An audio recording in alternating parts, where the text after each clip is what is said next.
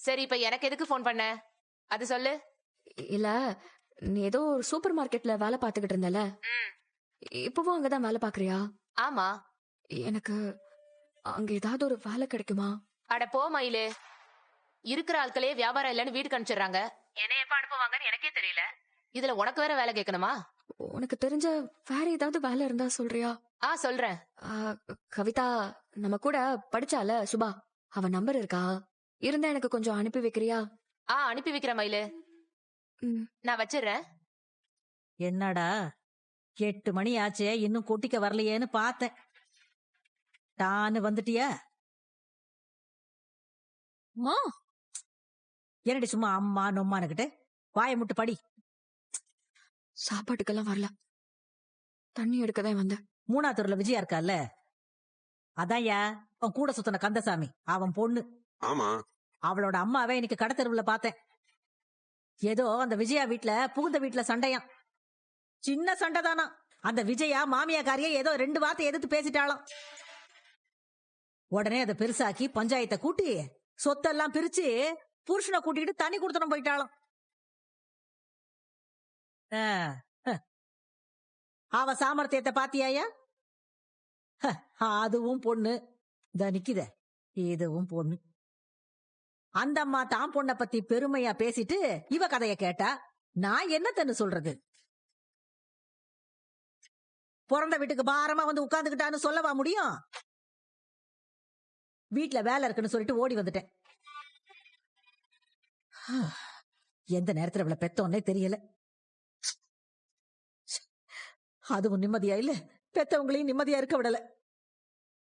ஏய், எல்லாத்தையும் எடுத்து வச்சுட்டு வா, வந்து சாப்பிடு. ஹலோ ஹலோ சுபா, என்ன ஞாபகம் இருக்கா? நான் தான் தங்க மயிலு, உன் கூட 10வது வரைக்கும் படிச்சேனே. கவிதா கிட்டதான் நம்பர் வாங்கினேன். நீ நல்லா இருக்கியா? சுபா, நான் இப்போ வேலை தேடிக்கிட்டு இருக்கேன். +2 தான் முடிச்சிருக்கேன். அதுக்கு பிறகு நான் படிக்கல. எனக்கு ஏதாவது வேலை இருந்தா சொல்றியா? கொஞ்சம் அவசரம். தேங்க்ஸ். கிளாஸ்க்கு இந்த ட்ரெஸ் போட்டு போட்டுமா? நல்லா இருக்குமா? போட்டு போ, உனக்கு நல்லா இருக்குமே. நான் இப்ப சந்தோஷமா இருக்கேன், ரொம்ப சந்தோஷமா இருக்கேன். கிளாஸுக்கு போக போறதுனால தானே? அதுவும் ஒரு காரணம். ஆனா என் ஆம்பிஷனை உன் ஆம்பிஷனா நினைக்கிறல்ல, யாருமே பண்ணாத அளவுக்கு சப்போர்ட் பண்றல்ல, அத நினைச்சு எனக்கு ரொம்ப சந்தோஷமா இருக்கு. ஆனா நான் தான் உனக்கு எதுவுமே பண்ணதில்ல. யார் சொன்னாங்க நீ எதுவுமே பண்ணதில்லன்னு? நான் பைக்ல போகணும்னு நீ எம்பிட்டு கஷ்டப்பட்டு காம்படிஷன்ல கலந்துகிட்ட. சரி, அதை கூட விடு. நான் டிராவல்ஸ் வைக்க பணம் வேணும் தானே? நீ எல்லார் கூடயும் சண்டை போட்டு சென்னைக்கு காம்படிஷனுக்கு போன. நான் பண்ணதெல்லாம் ஒண்ணுமே இல்ல, நீதான் எனக்கு நிறைய பண்ணிருக்க. இப்படி மாத்தி மாத்தி பேசிட்டு இருந்தா பொழுது விடிஞ்சிரும். நீ எனக்காக செஞ்சதுக்கெல்லாம் நான் பதிலுக்கு உனக்கு பெருசா ஏதாவது செய்வேன். நீ பெருசாலாம் ஒண்ணும் செய்ய வேண்டாம். நீ IPS ஆனதுக்கு அப்புறம் என்ன மறக்காம இருந்தா எனக்கு அதுவே போதும். அது கொஞ்சம் கஷ்டம்தான்.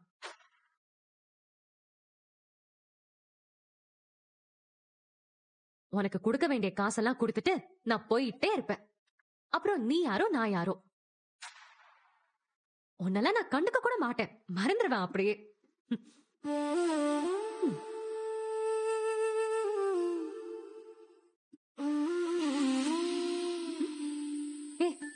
என்ன ஒரு மாதிரி ஆயிட்ட? ஒண்ணுல ஒண்ணுல.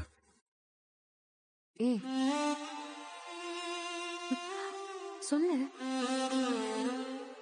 ஒண்ணு இல்ல. இப்ப நீ சொல்ல போறியா இல்லையா? நிஜமாவே என்ன மறந்துடுவியா? கதிர, நான் விளையாட்டுக்கு சொன்னேன், அத நீ சீரியஸா எடுத்துக்கிட்டியா? நீ சொன்னது ஒரு செகண்ட் யோசிச்சு பார்த்தேன். யோசிக்கும் போதே ரொம்ப கஷ்டமா இருக்கு. உன்னை எப்படி நான் விட்டுட்டு போக முடியும்? நீதான் எனக்கு எல்லாமே. சும்மா ஃபன்னுக்கு பேசுறதெல்லாம் நீ சீரியஸா எடுத்துக்குவியா? இங்க பாரு, என்ன உனக்கு பிடிக்கும்னு சொல்றதுக்கு முன்னாடியே கதிர் கதிர்னு சுத்திட்டு இருந்தவன் நான். இப்போ என்ன உனக்கு பிடிக்கும் நீ சொல்லிட்ட. எனக்காக என்ன வேணாலும் பண்ற. என்ன அவ்வளவு சந்தோஷமா வச்சிருக்க. உன்னை விட்டுட்டு நான் எப்படி போவேன் சொல்லு? நான் IPS ஆனாலும் சரி, இல்ல அதை விட உயரத்துக்கு போனாலும் சரி, உன்னை விட்டு நான் எங்க போக போறேன்? அதுக்காக நீயும் ஒன்னும் சாதாரணமாலாம் இருக்க மாட்டேன். நீயும் நீ செய்யற விஷயத்துல எல்லாம் பெரிய ஆளா வருவ. நான் உன் கூட எப்பவுமே இருப்பேன். நீதான் எனக்கு எல்லாமே.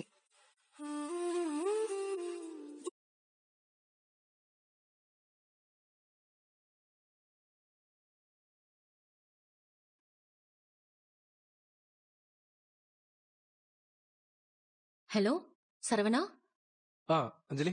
எப்படி இருக்க? நல்லா இருக்கேன்.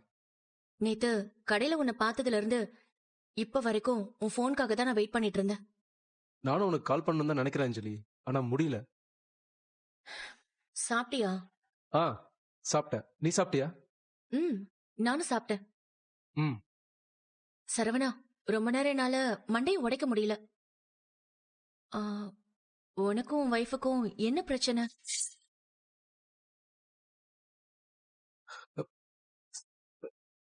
அது நாம பேசுறத அவங்க தப்பா புரிஞ்சுக்கிட்டாங்களா? அ, ஏய், அப்படின்னா நாம இனிமே பேச வேண்டாம் சரவணா.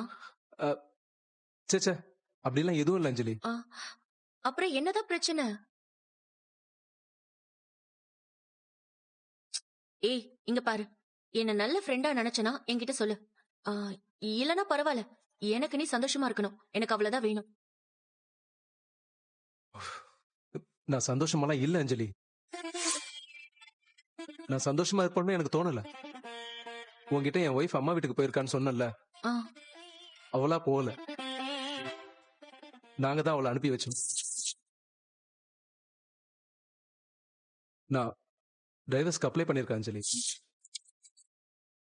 கோர்ட்ல கேஸ் போயிட்டு இருக்கு. அது வந்து நேத்து கூட நான் ஹியரிங்க்கு தான் போயிட்டு வந்தேன். என்ன சரவணா குண்டு தூக்கி போடுற? டைவர்ஸ் பண்ற அளவுக்கு அப்படி உங்களுக்குள்ள என்ன பிரச்சனை? அஞ்சலியா ஒரு ஏமாத்துக்காரி. அவ மட்டும் இல்ல, அவ குடும்பமே ஏமாத்துக்கார குடும்பம். அவளுடைய படிப்பு விஷயம், வயசு விஷயம்னு எல்லாத்துலயுமே பொய் சொல்லிதான் அவளை என் தலையில கட்டி வச்சாங்க.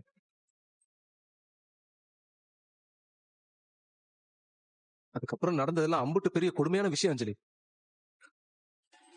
உலகமே தலைக்கீழ மாறினாலும் சரி, என்னால இதுக்கப்புறம் இவ கூட வாழவே முடியாதுப்பா. இவ கிட்ட இருந்து எனக்கு டைவர்ஸ் வாங்கி கொடுத்துருங்கப்பா.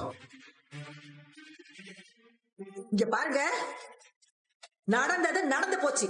எல்லா பிரச்சனையும் பேசி தீர்த்துக்கலாம். என் பொண்ண உள்ள கூட்டிட்டு போயிட்டீங்கன்னா உங்க எல்லாத்துக்குமே நல்லது.